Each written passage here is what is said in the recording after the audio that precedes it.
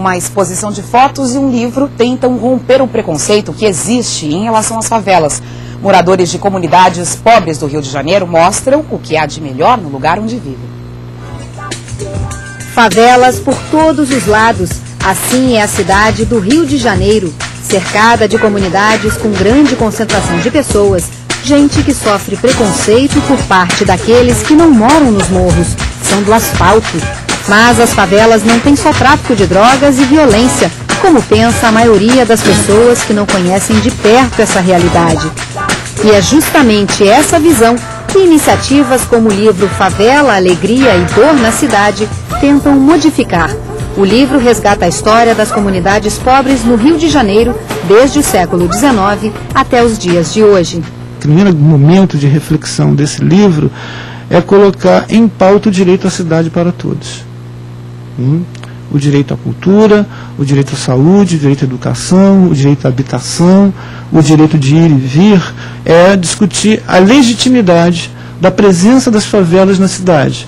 Porque a favela na cidade do Rio de Janeiro significa um exercício de cidadania. O livro também quer derrubar a crença comum no asfalto de que nas comunidades só existe bandido. Ao contrário, a maioria dos moradores das favelas é formada por trabalhadores, chefes de família. Eles participam da economia, eles participam do trabalho, eles participam do consumo, né? Eles pagam seus impostos, eles pagam sua luz, sua água. Né? Então, eu não diria que eles são marginalizados, eu diria que eles são marcados por uma distinção socioterritorial, né, de acordo com o lugar que cada um mora. O cotidiano das comunidades do Rio também está retratado no trabalho feito por jovens fotógrafos da ONG Olhares do Morro, meninos e meninas que cresceram e vivem até hoje em favelas. As fotos foram reunidas numa exposição por iniciativa do francês Vincent Rosenblatt, que mora no Brasil há 7 anos. Daniel é um desses jovens. Há 2 anos e meio vem fotografando a Rocinha na zona sul da cidade. Mesmo não estando num patamar social muito alto, as pessoas vivem bem, as pessoas riem, as pessoas brincam, levam a vida normalmente, assim. Eu acho que isso é importante, eu acho que a força de vontade, assim, as coisas que acontecem lá dentro são importantes. Valteônia do Vidigal estuda administração de empresas e descobriu na fotografia uma forma de mostrar o lugar onde vive e que adora. Há 25 anos eu estou lá e sempre tive esse olhar, só não tive a capacidade de fotografá-lo, de congelá-lo. Agora ficou muito fácil assim com esse equipamento chamado fotografia, porque aquilo tudo que eu enxerguei agora está congelado e sendo mostrado para o mundo. Ao todo estão expostos os trabalhos de 16 fotógrafos, que têm 150 fotos, além do trabalho de Vincent, que percorreu várias comunidades da Zona Oeste à Zona Sul da cidade e registrou o movimento funk.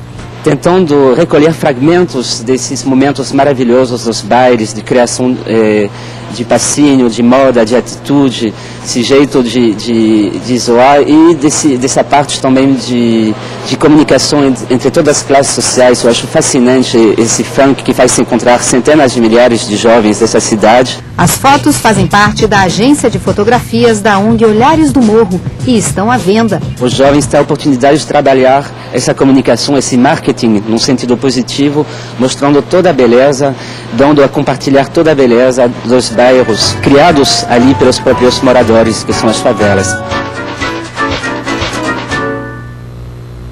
A exposição Olhares do Morro pode ser vista no Centro Cultural Telemar, no bairro Flamengo, na zona sul do Rio de Janeiro, a partir da próxima terça-feira até o domingo, dia 11 de fevereiro.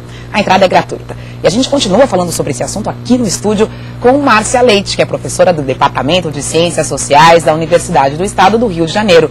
E também com Tony Barros, que é repórter fotográfico do site Viva a Favela.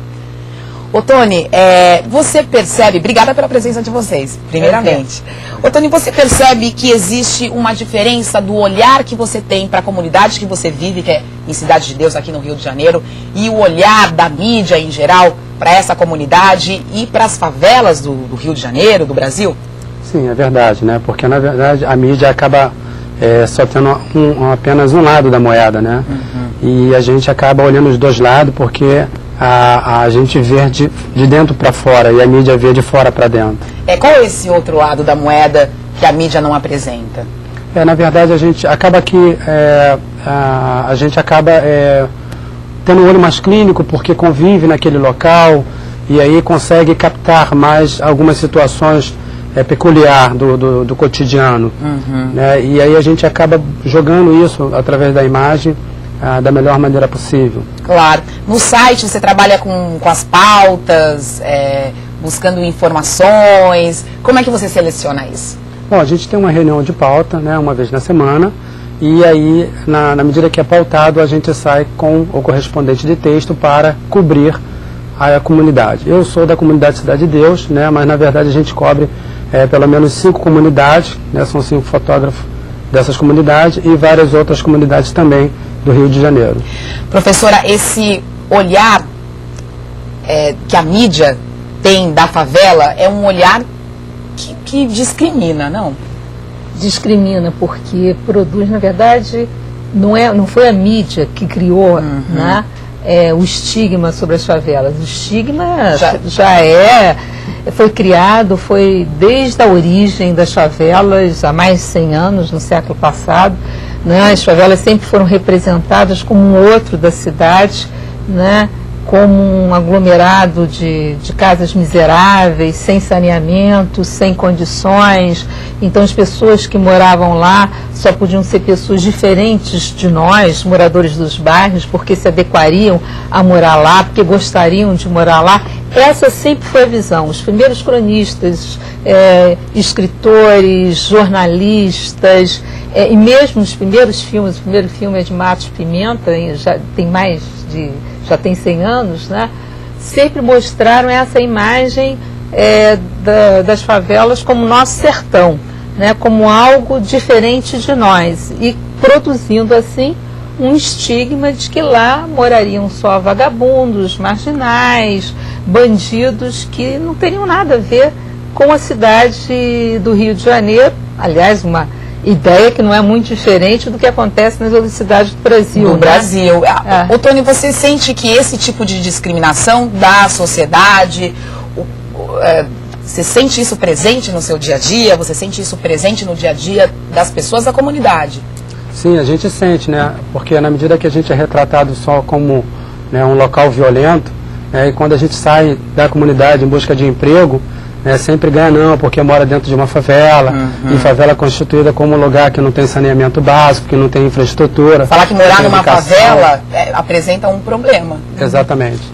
E aí fica muitas das vezes nós moradores tendo que se esquivar, dizer endereços de parentes que moram no asfalto para poder conseguir aquele emprego. Então a gente sofre muitas discriminações, sabe, por parte da sociedade, no sentido da gente estar buscando um espaço melhor na vida. Claro. Agora, professora, a representação da favela pelo cinema, pela televisão, sempre foi como a gente vê hoje? Porque hoje está muito associada à violência, né? Hoje a gente tem uma espetacularização da violência, como se a violência resumisse toda a vida da favela. Em outros momentos, a violência era parte do cotidiano da favela, era parte da representação desse cotidiano nos filmes, nos documentários. Mas eu acho que havia, nesse outro momento, havia o quê? Havia a apresentação da favela como expressão de um problema social e um chamamento, quer dizer, a uma solidarização do restante da cidade em relação àquele problema. Hoje, com a violência, vira um problema deles, vira um problema dos favelados. Por isso é que eu acho que essas exposições, essas iniciativas são tão bacanas, Tony. É verdade. Olhares do Morro. Porque, Viva a Favela. Viva a Favela traz uma outra dimensão, né? Exato, até porque a gente está começando agora no dia 11, né, a partir das 11 horas, na Cidade de Deus, uma exposição itinerante. E após também essa exposição, eu vou estar fotografando o Brasil, né, para poder mostrar o cotidiano das favelas do Brasil. Muito obrigada pela entrevista, gente. Prazer. Bom, a gente termina o Jornal Futura de hoje mostrando um pouco desse outro olhar, desse outro cotidiano da favela, feito pelos repórteres fotográficos do site Viva a Favela. O Jornal Futura de hoje termina aqui. Um ótimo final de semana para você e até segunda.